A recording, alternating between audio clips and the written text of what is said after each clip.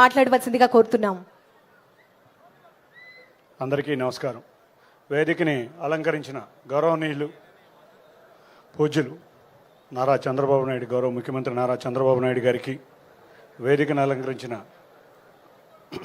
మంత్రులు అనగాని సత్యప్రసాద్ గారికి, సత్యకుమార్ యాదవ్ గారికి, ఇరిగేషన్ శాఖ మంత్రి రామానాయుడు గారికి, అందరికీ కూడా నా నమస్కారాలు.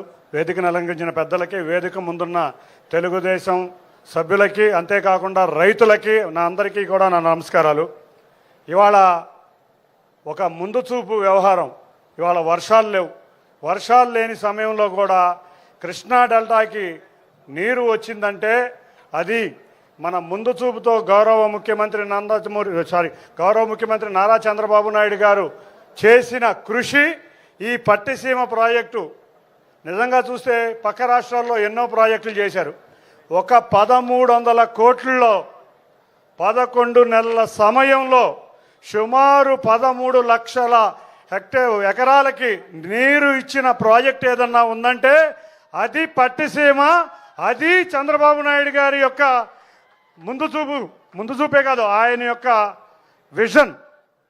ఆంధ్రప్రదేశ్కి ఏదన్నా ఒక అంబాసిడర్ బ్రాండ్ అనేది ఏదన్నా ఉందంటే ఈ విడిపోయిన రాష్ట్రంలో, ఈ దగాపడ్డ రాష్ట్రంలో ఏకైక విజన్ అది మన ముఖ్యమంత్రి నారా చంద్రబాబు నాయుడు గారు. కాబట్టి ఇటువంటి నాయకుడికి మనం అందరం వారసులుగా ఉన్నందుకు మనందరం కూడా చాలా అదృష్టంగా భావిస్తాం. ఇవాళ కృష్ణా డెల్టాకి పేరు గుర్తుకొస్తే రకరకాలుగా చెప్తారు అందరూ.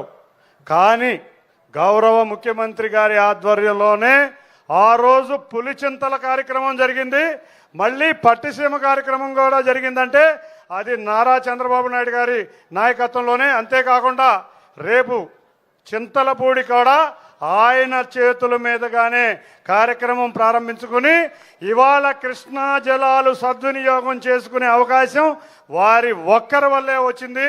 ఈ జిల్లాకు కానీ, గుంటూరు జిల్లాకు కానీ, కృష్ణా డెల్టాకు కానీ ఎవరన్నా ఏదన్నా చేశారంటే అది ముందుకు వచ్చే పేరే అది నారా చంద్రబాబు నాయుడు గారిని ఘంటాపథంగా తెలియజేసుకుంటాం.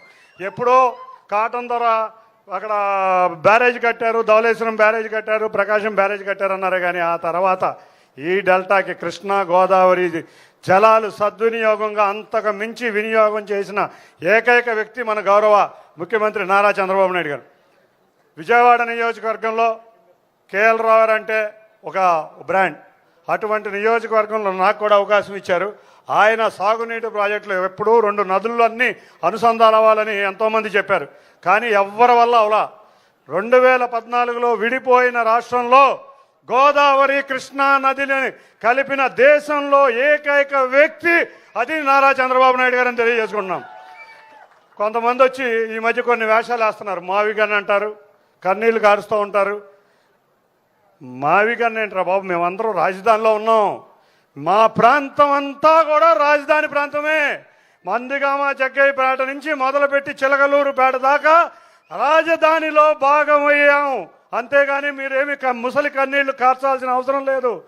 మా గౌరవ ముఖ్యమంత్రి నారా చంద్రబాబు నాయుడు గారి ఆధ్వర్యంలో ఈ ప్రాంతంలో రాజధాని, మా బిడ్డలకి ఉద్యోగ అవకాశాలు, మా ప్రాంతానికి ఒక అదృష్టం కలుగుతుందంటే అది గౌరవ ముఖ్యమంత్రి నారా చంద్రబాబు నాయుడు గారి ఆధ్వర్యంలో అని తెలియజేసుకుంటూ, సార్ తప్పకుండా మాకు ఎన్నో అవకాశాలు ఇచ్చారు.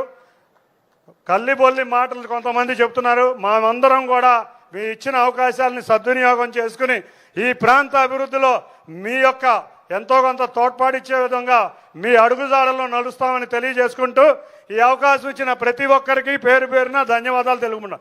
జై చంద్రబాబు నాయుడు గారు, జై చంద్రబాబు నాయుడు గారు, జై జన్మభూమి, జై తెలుగుదేశం. Thank you.